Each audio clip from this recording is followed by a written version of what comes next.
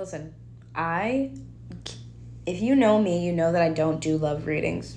I don't. I just usually don't. Like, I don't dictate that. Like, spirit just doesn't give them to me. But, oh, when they come through, I wanted to show you guys this to show, like, these are not, like, I'm not picking them, okay? This is all shuffled. They came out like this. These two came out together. And then you have the tower at the bottom, okay? They came out like this. So now let me explain this to you. What a story. Okay, so we literally, I just pulled a couple for fun. Joke's on me. We pulled the star card, okay? And I also have the hermit. Sorry about the glare. So the star card and the hermit, to me, like right off the bat, what I was feeling with this was that you are literally like, you are diving deep. You are diving fully into your mission, into your purpose. You are making like your spiritual path right now, like your life. You're putting your blood, sweat, and tears into it. Like, if you are taking alone time, if you are separating yourself from certain connections, if you're separating yourself just from like life, you're going within more, right?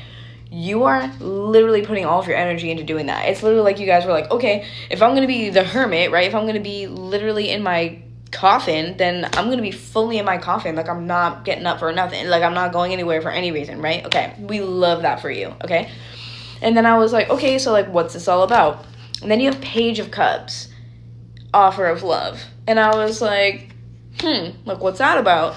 And then we had these two random ones over here come out back to back, Six of Pentacles with the Lovers. And I was like, okay, so to me, instantly, this was balance in love, balance in your relationships, okay? I'm also specifically hearing something about people who have a Virgo rising, which means that your 7th house will be ruled by Pisces. That might be very important for some people.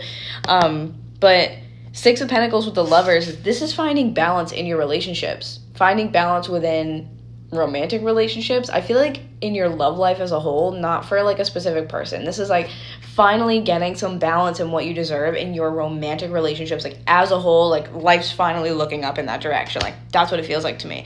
So I was like, all right, like I need some more info. Like, you can't just be like doing that to me, you know what I'm saying? Like, I need more than that. And then I got Five of Wands reversed. Anytime Five of Wands comes out, fives for me, conflict, it's this like pressure, it's the it's just like yucky energy. It's nothing good. It can be arguing with people, especially those that are close to you.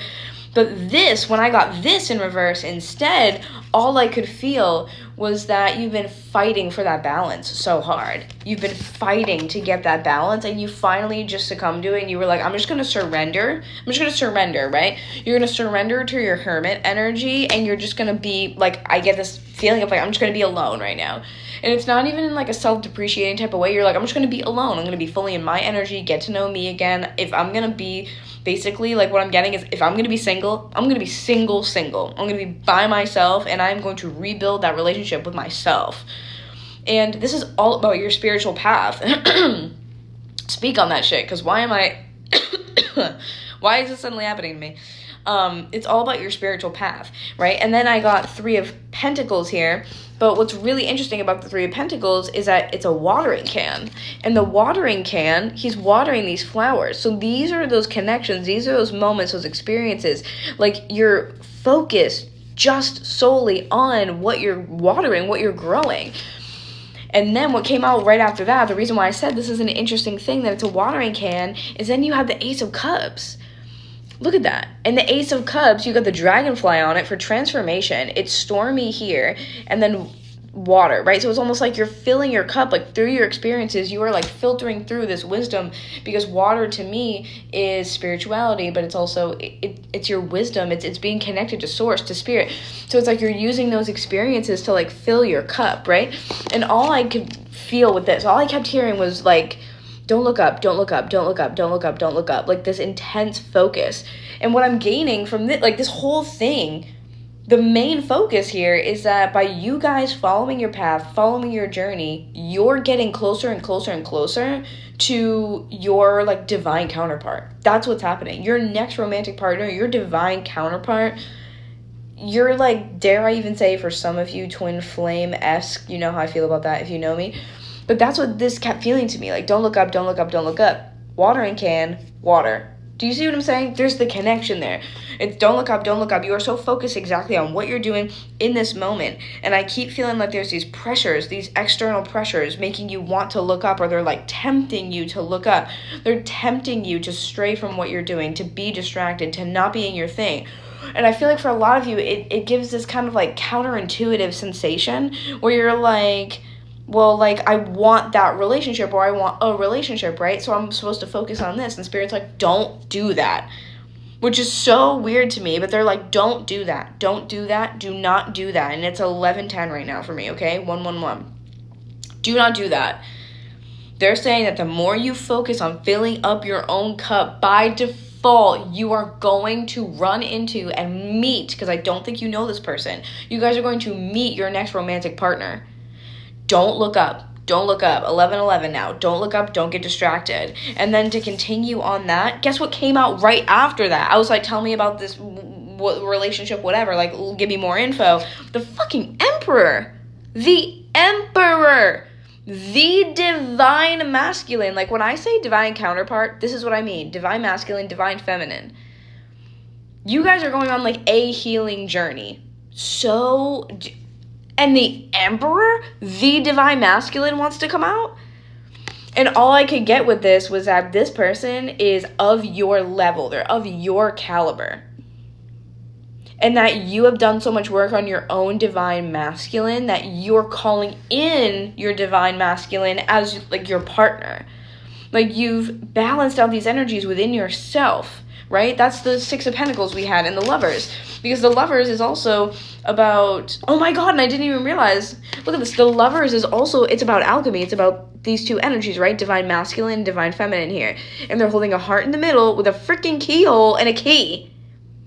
Are you for real? And look at the staff that the divine masculine is holding, almost looks like a key, like it would fit into something, right?